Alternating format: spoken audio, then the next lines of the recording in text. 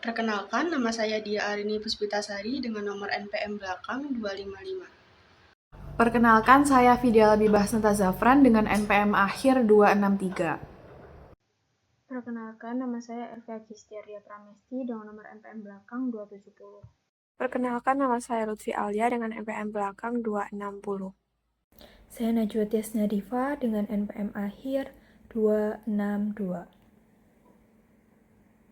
Perkenalkan, saya Atri Olivia Febiona dengan NPM akhir 258. Sebelum membahas lebih dalam, di sini saya akan menjelaskan definisi dan karakteristik dari property, plant, dan equipment.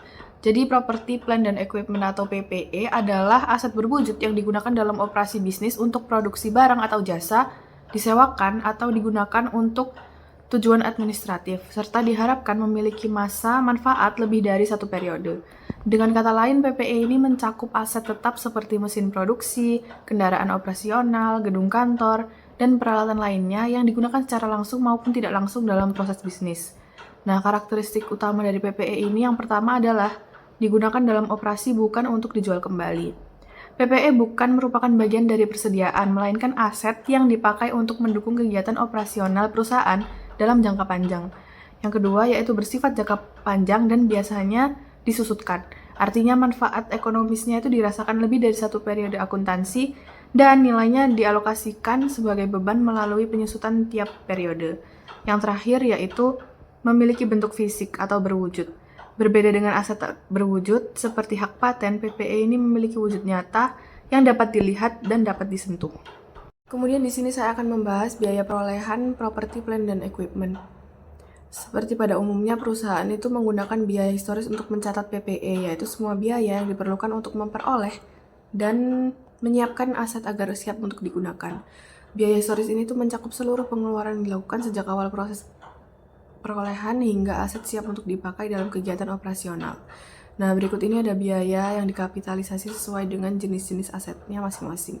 Pertama ada biaya tanah, itu mencakup harga beli yang merupakan nilai yang dibayarkan kepada pihak penjual tanah sebagai harga pokok transaksi. Kemudian biaya penutupan meliputi biaya notaris, balik nama, pajak pembeli, dan dokumen legal lainnya. Kemudian biaya untuk membuat tanah menjadi siap pakai, seperti biaya pembersihan lahan, pemotongan pohon, pengurungan, dan pemadatan tanah agar tanah itu dapat digunakan sesuai kebutuhan perusahaan. Kemudian yang keempat, itu terdapat liabilitas yang diambil alih, misalnya pajak terutang yang belum dibayar oleh pemilik sebelumnya atau kewajiban lain yang harus ditanggung oleh pembeli. Yang terakhir yaitu perbaikan permanen, seperti pembangunan fasilitas penunjang pagar keliling, saluran air, dan penerangan yang bersifat jangka panjang. Kemudian untuk biaya bangunan itu terdapat material, tenaga kerja, dan overhead konstruksi, yang merupakan seluruh komponen dari biaya langsung dan tidak langsung selama pembangunan, mulai dari bahan bangunan, upah pekerja, hingga biaya operasional proyek. Kemudian terdapat izin pembangunan seperti izin mendirikan bangunan atau IMB, surat rekomendasi teknis, dan izin lingkungan yang wajib dimiliki untuk legalitas konstruksi. Yang terakhir yaitu jasa profesional, biaya yang dibayarkan untuk arsitek, konsultan perencana, pengawas proyek, maupun insinyur sipil. Lalu biaya yang terakhir ada biaya peralatan, yang mencakup harga beli merupakan nilai pembelian peralatan dari vendor atau supplier, lalu ongkos angkut dan asuransi selama pengiriman, yaitu biaya transportasi alat dari tempat pembelian ke lokasi penggunaan, termasuk asuransi terhadap resiko kerusakan dalam perjalanan. Dan yang terakhir yaitu biaya instalasi dan percobaan penggunaan, termasuk pemasangan alat di lokasi, penyesuaian teknis, dan uji coba awal untuk memastikan peralatan itu dapat berfungsi dengan optimal. Lalu di sini ada aset yang dibangun sendiri. Jadi aset yang dibangun sendiri adalah aset tetap seperti mesin, bangunan, atau peralatan yang tidak dibeli melalui pihak ketiga. Biasanya itu dibangun oleh tim internal perusahaan sehingga proses perolehan dan biayanya dicatat secara lebih rinci. Nah, berikut ini ada biaya-biaya yang dikapitalisasi. Pertama yaitu material langsung seperti bahan bangunan atau komponen mesin yang digunakan secara langsung dalam pembangunan. Kemudian yang kedua yaitu tenaga kerja langsung, yaitu upah pekerja yang terlibat langsung dalam proses konstruksi atau perakitan aset. Yang terakhir yaitu overhead, termasuk biaya tidak langsung seperti supervisi proyek, listrik konstruksi, dan administrasi pendukung. Kemudian terdapat dua metode alokasi overhead. Yang pertama, tanpa alokasi tetap hanya biaya overhead. Dalam metode ini tuh hanya overhead aktual yang berkaitan langsung dengan proyek yang dicatat.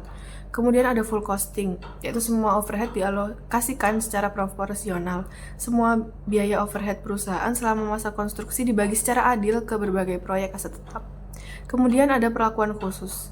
Untuk biaya abnormal tidak dikapitalisasi, misalnya biaya kerusakan, pemborosan material atau kesalahan konstruksi tidak boleh dicatat sebagai nilai aset. Kemudian tidak boleh mengakui laba dari pembangunan sendiri, karena pembangunan dilakukan oleh perusahaan sendiri. Keuntungan internal tidak boleh diakui sebagai pendapatan. Kemudian yang terakhir yaitu biaya tidak boleh melebihi nilai wajar pasar. Penilaian aset itu harus disesuaikan dengan harga pasar yang wajar, meskipun biaya pembangunan yang dikeluarkan lebih besar. Di sini itu terdapat 3 pendekatan untuk menangani bunga yang berkaitan dengan pembangunan aset jangka panjang. Yang pertama itu tidak mengkapitalisasi biaya bunga. Jadi biaya bunga itu dianggap bukan bagian dari biaya konstruksi, melainkan sebagai biaya tambahan. Kemudian yang kedua itu mengkapitalisasi semua biaya atas dana yang digunakan. Jadi semua dana itu dianggap memiliki biaya termasuk dana sendiri atau ekuitas. Kemudian yang ketiga itu mengkapitalisasi biaya bunga yang terjadi selama konstruksi. Jadi pendekatan yang umum diterima dan direkomendasikan oleh IFRS atau GAAP itu hanya bunga atas pinjaman aktual yang digunakan untuk konstruksi selama periode konstruksi yang dikapitalisasi. Selanjutnya itu ada 3 hal utama kapitalisasi. Yang pertama itu ada aset kualifikasi atau qualifying assets. Jadi aset ini tuh membutuhkan waktu yang cukup lama untuk menjadikan aset siap digunakan. Nah contohnya itu kayak pabrik, gedung, kapal, infrastruktur besar, dan lain-lain. Nah yang tidak termasuk itu kayak inventaris biasa, aset yang sudah dalam kondisi siap pakai ketika diperoleh. Kemudian yang kedua itu ada periode dan jumlah kapitalisasi. Nah, periode kapitalisasi itu dimulai ketika 3 kondisi berikutnya, yaitu yang pertama itu pengeluaran untuk aset telah dilakukan. Kemudian yang kedua itu aktivitas pembangunan telah dimulai, dan yang ketiga itu biaya bunga yang sedang terjadi. Nah, periode tersebut itu berakhir ketika aset secara substansial telah selesai atau konstruksi dihentikan sementara dalam waktu yang lama. Kemudian yang ketiga itu jumlah yang dikapitalisasi. Jadi jumlah bunga yang dikapitalisasi itu bunga yang bisa dihindari atau avoidable interest selama periode konstruksi dihitung dan dikapitalisasi. Selanjutnya itu ada penghitungan kapitalisasi bunga. Nah, yang pertama itu ada kapitalisasi bunga dari utang spesifik. Nah, jika perusahaan itu meminjam dana secara khusus untuk membiayai pembangunan, maka jumlah bunga aktual atas pinjaman ini yang digunakan untuk pembangunan itu dikapitalisasi. Kemudian jika ada kelebihan bunga dari penggunaan dana yang belum dipakai, itu diakui sebagai beban. Kemudian yang kedua itu ada kapitalisasi bunga dari utang umum. Nah, jadi jika tidak ada pinjaman spesifik atau setelah pinjaman spesifik ini habis digunakan, maka perusahaan itu menghitung rata-rata tertimbang pengeluaran akumulatif yang belum dibayar, kemudian mengalihkan dengan rata-rata tertimbang tingkat bunga dari semua utang umum. Selanjutnya yang ketiga itu ada kapitalisasi bunga kombinasi keduanya. Nah, jika perusahaan ini memiliki pinjaman spesifik dan pinjaman umum, maka yang pertama itu kapitalisasi bunga itu dihitung dari pinjaman spesifik terlebih dahulu sampai dananya habis. Jadi dihitung semua dulu dari pinjaman spesifik ini. Kemudian yang kedua, sisa pengeluaran yang tidak tertutupi oleh pinjaman spesifik akan menggunakan metode rata-rata tertimbang dari utang umum.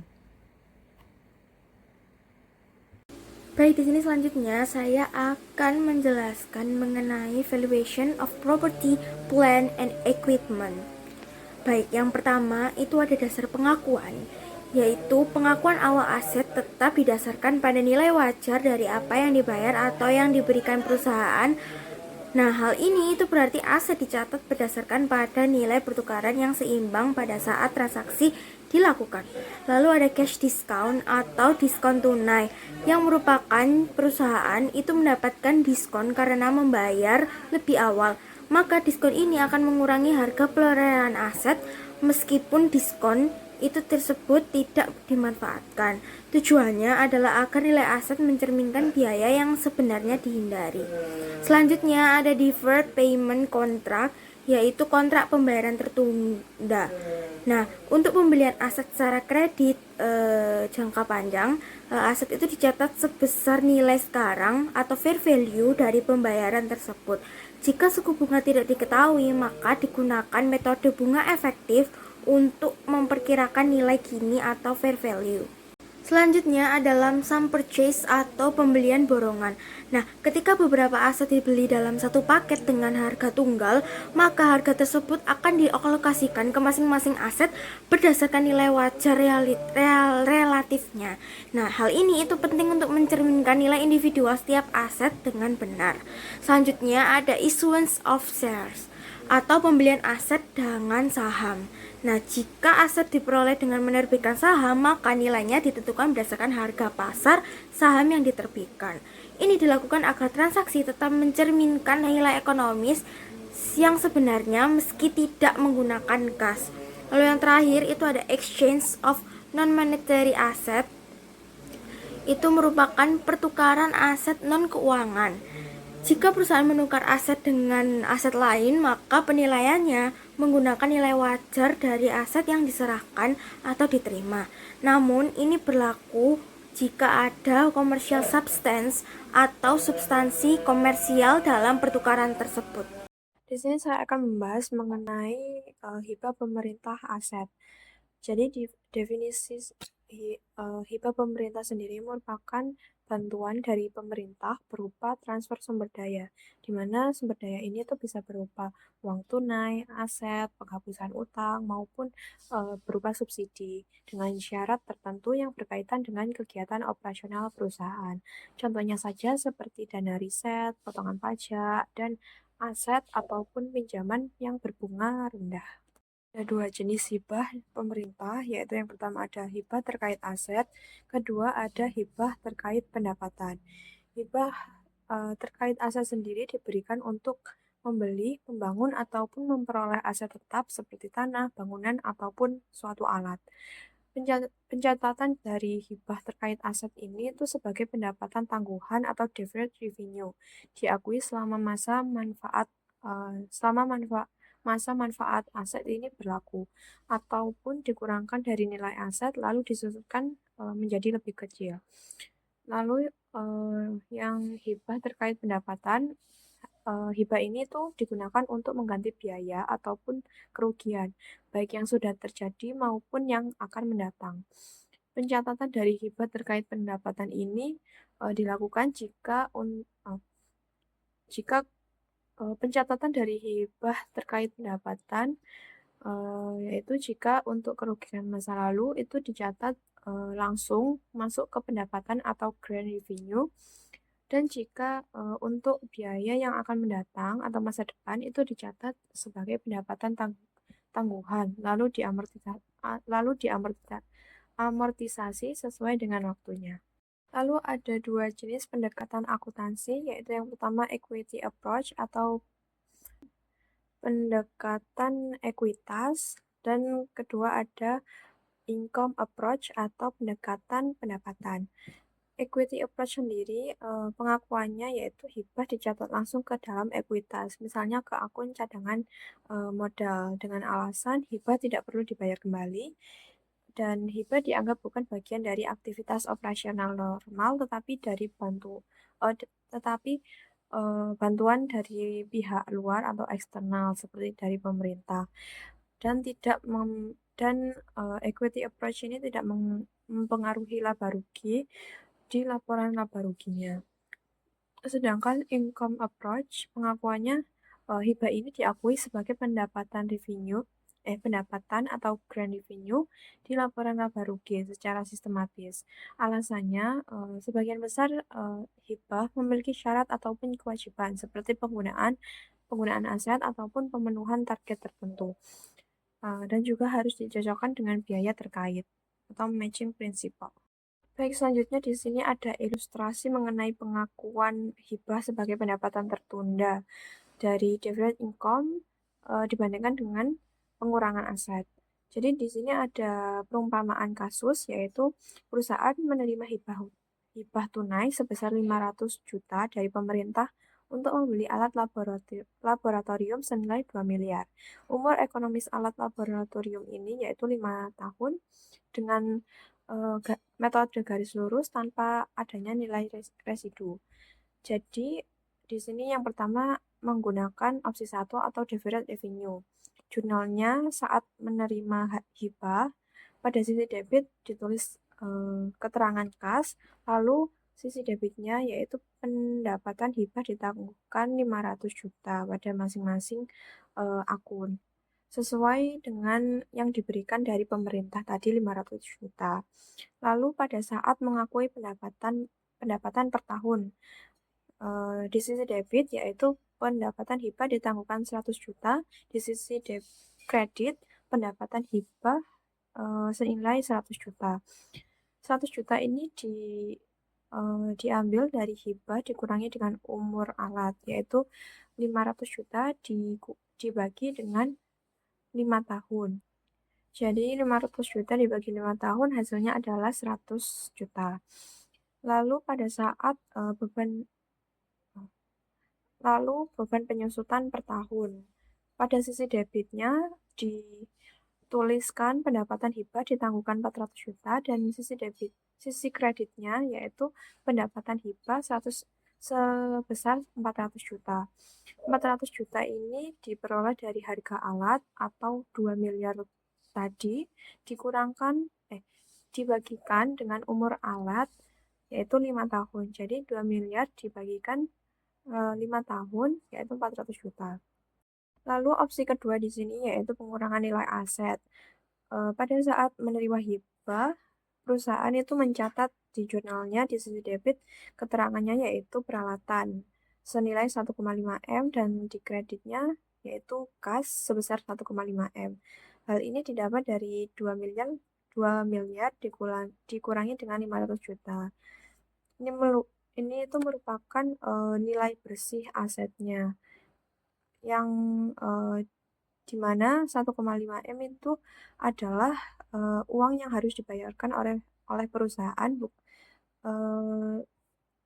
tidak termasuk dengan yang diberikan atau hibah dari pemerintah tadi. Lalu ada juga untuk mencatat beban penyusutan per tahunnya, yaitu di sisi debit dituliskan beban penyusutan senilai 300 juta dan di sisi kredit yaitu akumulasi penyusutan senilai 300 juta. Nah, beban penyusutan itu dihitung dari nilai bersih aset 1,5 M dibagikan dengan umur ekonomis alat yaitu 5 tahun. Jadi 1,5 M dibagikan dengan 5 tahun yaitu 300 juta. Nah, dan nominal ini bukan dari harga belinya atau yang dari 2 miliar tadi. Hal ini itu mencerminkan bahwa perusahaan hanya mengeluarkan 1,5 M dana sendiri untuk aset tersebut atau untuk membeli alat laboratorium yang uangnya tidak termasuk dari hibah pemerintah tadi. Di sini saya akan menjelaskan tentang jenis biaya pasca perolehan. Pada saat ini, kita bahas 4 jenis biaya yang sering muncul setelah aset tetap dimiliki. Pertama ada penambahan, yaitu biaya yang menambah bagian baru pada aset. Contohnya, menambah ruangan di gedung, dan ini tuh harus dikapitalisasi karena menambah manfaat ekonomi. Lalu yang kedua ada perbaikan. Itu adalah mengganti bagian lama dengan bagian yang lebih baik. Misalnya mengganti atap biasa dengan atap anti panas. Dan ini juga harus dikapitalisasi. Lalu yang ketiga ada penggantian, yaitu pengganti lama dengan pengganti yang serupa.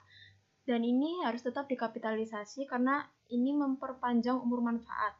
Lalu yang terakhir ada pengaturan ulang atau rearrangement. Yang ini seperti memindahkan mesin ke lokasi lain. Karena tidak menambah manfaat ekonomi secara langsung, biayanya dibebankan. Kriteria kapitalisasi dan komponen depreciation. Untuk kriteria kapitalisasi, agar suatu biaya bisa dikapitalisasi, harus memenuhi dua kriteria, yaitu biaya yang biasanya diukur dengan andal, artinya nilainya jelas dan tidak estimasi sembarangan. Lalu yang kedua, biaya tersebut harus memberikan manfaat ekonomi di masa depan seperti meningkatkan umur, kapasitas, atau efisiensi aset. Lalu untuk komponen depreciation, pendekatan ini disebut komponen depreciation, artinya kita menyusun setiap komponen utama dari aset secara terpisah. Misalnya pada truk, ban, mesin, dan badan truk punya umur manfaat yang berbeda. Jadi penyusutannya juga berbeda. Tujuannya ini agar penyusutan lebih akurat dan sesuai kenyataan.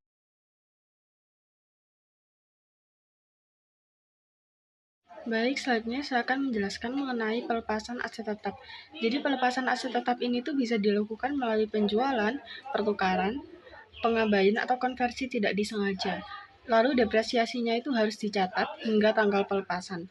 Dan keuntungan atau kerugiannya ini tuh dari selisih antara nilai buku dan harga pelepasan. Baik, selanjutnya penjualan aset pabrik. Penjualan aset pabrik adalah tindakan perusahaan untuk menjual aset berwujud atau tak berwujud yang digunakan dalam proses produksi seperti mesin, bangunan, atau peralatan kepada pihak lain. Biasanya aset yang dijual itu karena tidak lagi digunakan atau nilai aset telah terdepresiasi. Bisa juga itu karena perusahaan ingin melakukan pembaruan aset. Selanjutnya ada konversi tidak sengaja. Biasanya itu terjadi akibat bencana, bisa banjir, kebakaran, dan lain-lain, atau peristiwa yang tak terduga lainnya. Lalu ini tuh dicatat dalam 2 tahap. Yang pertama itu kerugian awal dari aset yang hilang. Yang kedua itu ada pemulihan pendapatan dari klaim asuransi atau penggantian lainnya. Jadi ini ada contoh jurnalnya ya. Saat terjadi bencana itu ada loss from tornado, itu ada sekian, dan masih ada akumulasi depresiasinya juga untuk gedungnya. Lalu kreditnya itu gedungnya. Lalu pada saat klaim asuransi, debitnya itu ada cash, menerima asuransi, lalu di kreditnya itu ada gain from insurance settlement. Lalu selanjutnya ada pelaporan keuangan. Jadi keuntungan atau kerugian itu dilaporkan dalam laporan laba rugi sebagai bagian dari aktivitas normal. Jika terkait dengan pelepasan operasi yang dihentikan, biasanya ini kalau misalkan usahanya dihentikan gitu, hasilnya itu dilaporkan secara terpisah, jadi tidak di bagian yang sama seperti keuntungan atau kerugian tadi, di bagian operasi yang dihentikan. Jadi membuat akun baru dengan nama operasi yang dihentikan.